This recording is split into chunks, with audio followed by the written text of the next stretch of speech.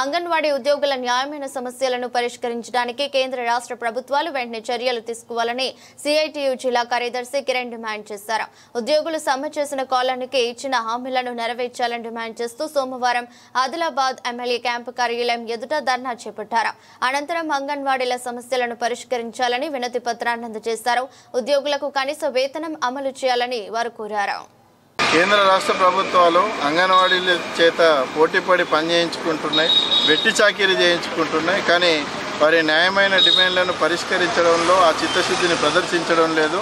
దీన్ని నిరసిస్తూ ఈరోజు Telangana anganwadi teachers and helpers union CITU Telangana రాష్ట్ర కమిటీ పిలుపు మేరకు అన్ని జిల్లాలలో కలెక్టరేటు అదేవిధంగా మంత్రులు ఎమ్మెల్యేల ఇంటి ముందర నిరసన కార్యక్రమాలు చేస్తూ ఉన్నాం. అందులో భాగంగా ఆదిలాబాద్ జిల్లా కేంద్రంలో ఎమ్మెల్యే క్యాంప్ ఆఫీస్ ముందు ఈ ధర్నాను చేస్తూ ఉన్నాం.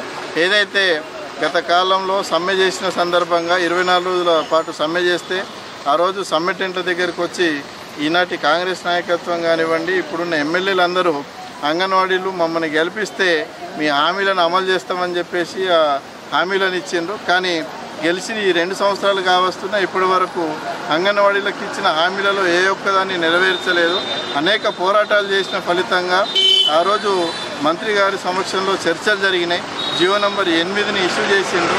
ఆ జీవో నంబర్ 8కి సంబంధించి రిటైర్మెంట్ బెనిఫిట్స్ను మార్చి పెంచిస్తామని చెప్పేసి మంత్రి గారే హామీ ఇచ్చిన దాన్ని ఇప్పటి వరకు ఆచరణలో పెట్టకపోవడం అనేది అంగన్వాడీల పట్ల రాష్ట్ర ప్రభుత్వానికి ఏ రకమైన చిత్తశుద్ధి ఉన్నదో మనకు అర్థమవుతున్నది. అదేవిధంగా మేనిఫెస్టోలో కాంగ్రెస్ ప్రభుత్వం గెలిస్తే 18,000 రూపాయలు వేతనం ఇస్తాము, పిఎఫ్ కట్ చేస్తామని చెప్పేసి ఆనాడు హామీ ఇచ్చిండ్రు. ఆ ఇచ్చిన హామీని నమ్మి అంగన్వాడీలో బ్రహ్మరథం బట్టి కాంగ్రెస్ ప్రభుత్వానికి అధికారం పట్టం కట్టబెడితే ఇప్పటి వరకు ఆ హామీని అమలు చేయలేదు అనేది మేము చెప్పదలుచుకున్నాం. కాబట్టి వెంటనే అంగన్వాడీలకు ఇచ్చిన హామీలన్నింటినీ అమలు చేయాలి. అదేవిధంగా ఫేస్ రికగ్నిషన్ సిస్టమ్ తీసుకొచ్చి ఏజెన్సీ ప్రాంతాల్లో రూరల్ ప్రాంతాల్లో ఉన్న అంగన్వాడీలకు అనేక ఇబ్బందులను ఏర్పాటు చేస్తున్న పరిస్థితి ఉన్నది. ఈ ఎఫ్ఆర్ఎస్ను వెంటనే రద్దు చేయాలి. అదేవిధంగా కేంద్ర ప్రభుత్వం పిఎం-శ్రీ ఎడ్యుకేషన్ని తీసుకొచ్చింది, రాష్ట్ర ప్రభుత్వం ప్రీ ప్రైమరీ ఎడ్యుకేషన్ను తీసుకొస్తున్నది. వీటికి డబ్బులు పెట్టి ప్రీ ప్రైమరీ ఎడ్యుకేషన్ అందిస్తున్న పరిస్థితి ఉన్నది. అంగన్వాడీలు ఇటు పౌష్టికాహారాన్ని అందించి ప్రీ ప్రైమరీ ఎడ్యుకేషన్ ఇదివరకే బోధిస్తున్నారు.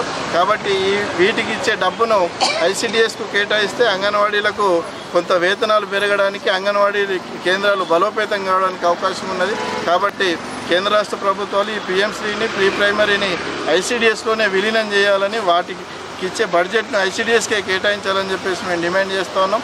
అదేవిధంగా సమ్మెకాలపు వేతనాన్ని ఇప్పటి వరకు అంగన్వాడీల ఖాతాల్లో జమ చేయలేదు. సుప్రీంకోర్టు అంగన్వాడీలందరూ గ్రాట్యుటీ తీసుకోవడానికి అర్హులని చెప్పేసి ఆనాడే ప్రకటించింది.